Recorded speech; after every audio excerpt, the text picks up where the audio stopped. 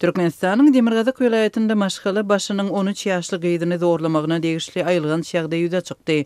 Azatlyň habarçylary noýabryň ortalarynda daşygylda bolan bu jinayatyň üstü açylyp dekabryň başynda jinayetçiniň suwut edilenligini anykladylar. Görogly etrawynyň müjewir owatynyň 43 ýaşly ýaşaýjy özüniň 7-nji klassda okuyan gyýdyny zorlap 9 ýyl azatlykdan mahrum edilipdir. Azatlyk bilen anonimlik şertinde gürleşen ýagdaýdan gönden-göne habarly birnäçe çeşmäniň maglumatlaryna görä zorlukly waka 14-nji noýabrda bolupdyr. Çağanyň ejesiniň polisiýa ýüz tutup şikayet etmeginiň netijesinde jinayatyň üstü açylyp zulümçy tutsag astyna alınıpdyr. Jinayetçiniň aýaly ýagny Çağanyň ejesi tarapyndan şikayet edilenden soň ol Görogly etrap polisiýasynyň desapky tutsagxanasyna ýerleşdirildi. Dekabr aýynyň 4-üne kadynyň karary bilen oňa 9 ýyl azatlykdan mahrum edilmek jezasy berildi. Dip çeşmeleriň biri aýtdy. Azatlyk radiosy Gyýyz Çağanyň onuň suwd edilen kakatynyň we beýleki maşgala agdalarynyň şeýlede bu barada maglumat beren daşuguzly çeşmeleriň atlaryny görkezmekden hopsuluk aladalary sebäpli saklanýar. Bu jinayatyň derine we suwd işleriniň gidişinden gönden-göne habarly bir-birinden garaşsyz çeşmeleriň maglumatlaryna görä ýagdaý Çağanyň öz kakaty bilen öýünde ýeke galan wagtynda ýüze çykypdyr. Gyýdyň ejesi we garry ennesi waka bolan güni owasyna bir toýa diýip çykyp gidipdirler. Zalim kakasy gyýdynyň öýde ýekeliginden peýdalanyp, özüniň gyýdyny wagşylarça zorlapdyr. Ennesi we ejesi öýüne gelenlerinde 13 ýaşly gyýdynyň huşsuz ýalanyç ýatanyny görüp, ejesi polisiýa we tiz kömegi jaň edýär. Çağa hastahanada özüne gelende kakys tarapyndan zorlanandygyny aýdyp berýär.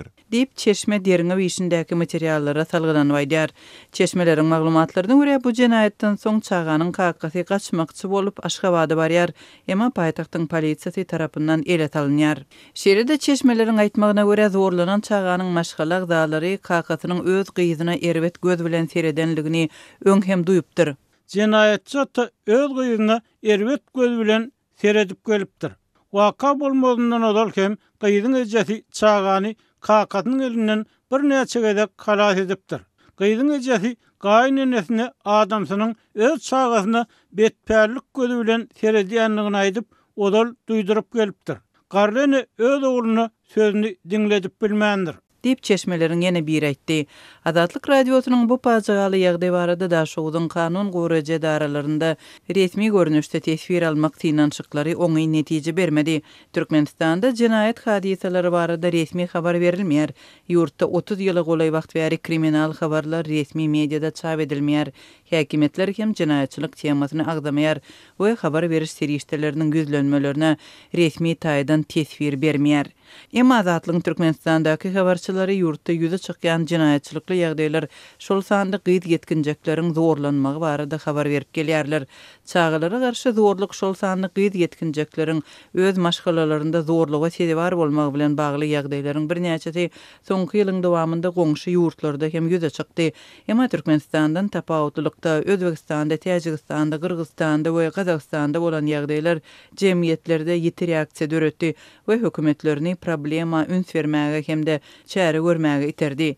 Türkmenistanyň kanunlarynda maşgala zorlugynyň öňüni almak boýunça ýuridik kanun ýok.